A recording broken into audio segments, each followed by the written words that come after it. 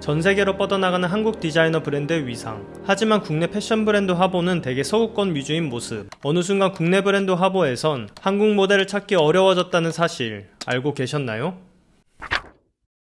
최근 한국 디자이너 브랜드의 약진은 더 이상 놀라운 일이 아닙니다. 젊은 여성층 팬덤을 소유한 해인서의 옷은 켄드릭 라마, 리안나 같은 세계적인 스타가 착용했고, 디자이너 김인태가 선보이는 브랜드 기메기메 제품은 명품 브랜드 발렌티노가 표절했다는 소식이 들리기도 했죠. 이 외에도 최근 직진출을 선언한 아더에러, 밀라노 패션위크를 진행한 앤더슨 벨, 그리고 수많은 명품 브랜드를 소유한 LVMH 신진 디자이너 공모전에서 좋은 성과를 거둔 포스트 아카이브 팩션, 쿠시코크, 준테킹과 지용킹까지 최근 국내 디자이너 브랜드는 예술성과 상업성 모두를 인정받으며 전세계를 무대로 그 입지를 넓혀가고 있죠.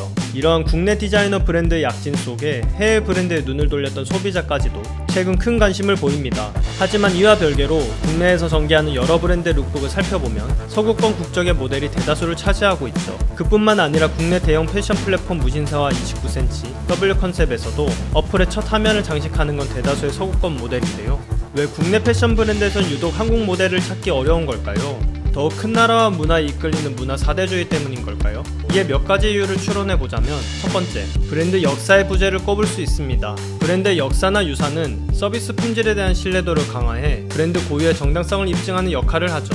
패션뿐 아니라 대중문화 전반적으로 브랜드 역사는 중요하게 작용하는데요. 현재 우리가 향유하고 있는 대표적인 대중문화를 떠올려보면 원조라는 생각은 들기 어렵죠. 재즈와 힙합, 록과 팝 등 다양한 장르를 우리만의 방식으로 해석하고 있지만, 해당 장르가 탄생한 서구권 국가에 비해 여전히 그 역사는 짧다는 인식을 지울 수 없습니다. 또 서브컬처로 대표되는 스케이트 문화와 펑크록, 고전적인 슈트나 노동자들의 워크웨어, 두 번의 세계대전으로 탄생한 밀리터리웨어 등 시대에 맞는 문화와 함께 태어난 패션은 대부분 서양 역사에서 기인해 현대에 이르기까지 그들의 자체적인 문화와 함께 성장했습니다. 그에 반한 아시아 패션의 근간을 생각해보면 서구권 국가들에 비해 뒤늦게 시작했기에 브랜드 고유의 신뢰성과 정당성을 논함에 있어 어려움이 있을 수밖에 없습니다. 이를 비추어 봤을 때 서구권 모델을 기용하는 건 국내 브랜드가 자국과의 연관성을 줄이려는 이유로 유추할 수 있습니다. 두 번째는 더 직접적이고 현실적인 의견인데요. 서구권 모델의 촬영 비용이 국내 모델보다 더 합리적이며 제품은 더 잘 팔린다는 거죠. 2010년 소위 세계 4대 패션위크로 불리는 하이패션 산업에서 일거리를 찾지 못한 러시아, 우크라이나 출신 모델들이 국내에서 낮은 임금으로 활동했던 시기가 있었습니다. 단일민족 국가라는 인식이 강한 한국에서 서구권 모델을 마주하는 경험은 상대적으로 적었기 때문에 이국적이고 기억에 쉽게 남을 수 있다는 점은 다수의 디자이너, 국내 브랜드에게 매력적으로 다가왔죠. 이 때문에 국내 브랜드를 해외 브랜드로 오인하는 웃지 못할 상황이 생기기도 했는데요. 동양인 체형과 맞지 않는 해외 모델을 기용하는 건 모순이라는 의견에도 불구하고 현직 패션 산업 종사자들은 입을 모아 서구권 모델과 함께할 때 매출이 오르는 게 현실이라고 답합니다.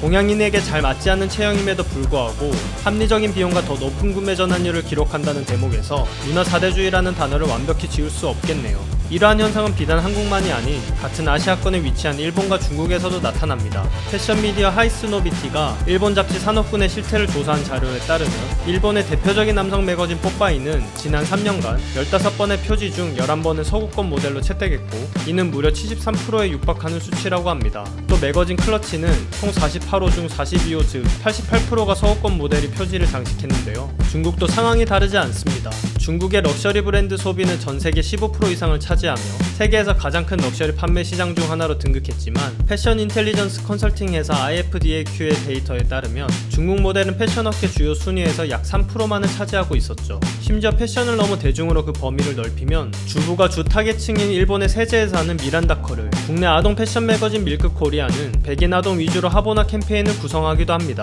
이러한 현상이 만연한 지금 우리는 정말 4대주의에 빠진 걸까요? 전세계를 강타한 러닝 트렌드와 함께 최전선을 달리고 있는 브랜드 온러닝, 그리고 그들과 협업 제품을 출시하며 세간의 이목을 집중시킨 한국 브랜드가 있는데요. 바로 포스트 아카이브 팩션입니다.